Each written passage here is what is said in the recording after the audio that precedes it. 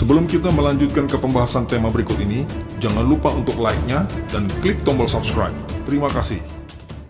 Assalamualaikum warahmatullahi wabarakatuh. Kembali bertemu dengan saya Irfeldi. Per hari ini kita sama-sama tahu bahwa kita dikhawatirkan, dicemaskan oleh kondisi semakin melejitnya, meningkatnya tingkat penularan COVID-19. Dan ini diperkirakan disebabkan oleh pasca lebaran, kita semua sama-sama liburan sehingga banyak yang kendor dan akhirnya yang terjadi seperti hari ini. Kita semua was-was, kita semua repot, dan terutama pemerintah yang sangat disibukkan dengan kondisi ini. Itulah yang akan kita bahas per hari ini. Kita sama-sama tahu bahwa penyebaran dan penularan virus COVID-19 ini disebabkan oleh virus yang saling berpindah ke tiap individu, ke antar manusia di antara kita. Yaitu di saat antar individu dalam posisi yang saling dan sangat berdekatan. Maka pada saat itulah virus akan berpeluang untuk berpindah ke tiap individu. Proses perpindahan virus ini bisa melalui droplet, atau ya cipratan air yang keluar dari mulut, atau melalui proses lainnya. Lalu, di mana dan bagaimanakah individu ini bisa saling berdekatan sehingga terjadi proses perpindahan tadi? Yaitu di saat para individu berada di berbagai tempat yang biasanya mereka untuk berkumpul. Yaitu tempat yang memang sudah menjadi takdir karakternya berupa tempat keramaian. Yaitu antara lain pasar tradisional, stasiun, terminal, rumah ibadah, rumah sakit, pusat perbelanjaan modern, lokasi wisata, pusat hiburan, dan lain-lain banyak lagi.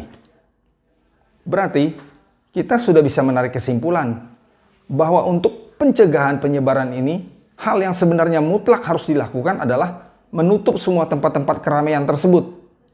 Yang tujuannya apa? Ya, supaya tidak memancing atau mengundang orang atau memfasilitasi orang untuk datang, sehingga akan menimbulkan kerumunan di satu tempat.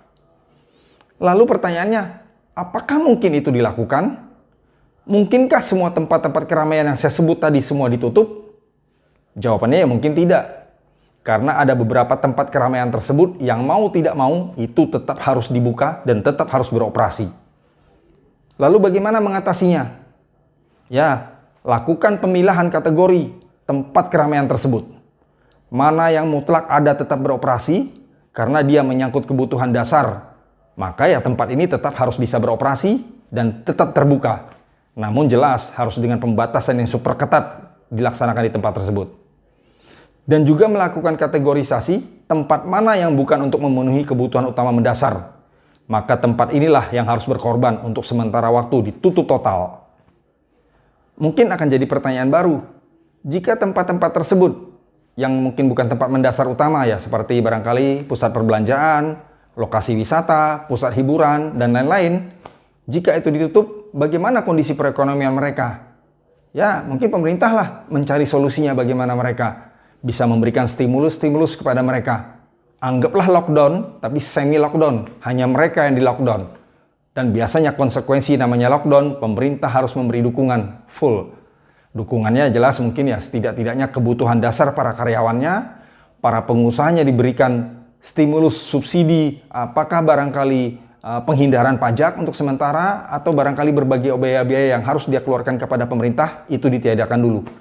Ya tinggal pemerintah lah mencari solusinya, jelas tempat tersebut harus ditutup.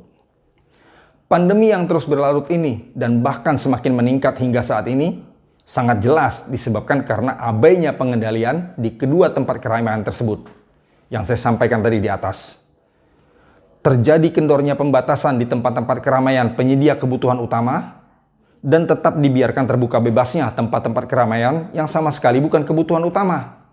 Itulah persoalannya. Lalu, siapa yang berwenang penuh untuk menetapkan mekanisme ini agar bisa ditertibkan dengan rapi? Ya, hanya pemerintah. Lalu, siapa pula yang mungkin jadi pelopor untuk abai kendor pada mekanisme ini? Ya, pemerintah juga. Kata kuncinya, tegakkan ketegasan pemerintah dan buang jauh-jauh berbagai bentuk kompromi dalam mengatasi pandemi ini. Oke kawan-kawan, demikian sekadar pemaparan singkat dari saya tentang masalah pandemi ini. Dan solusi yang menurut saya yang paling mutlak harus kita lakukan.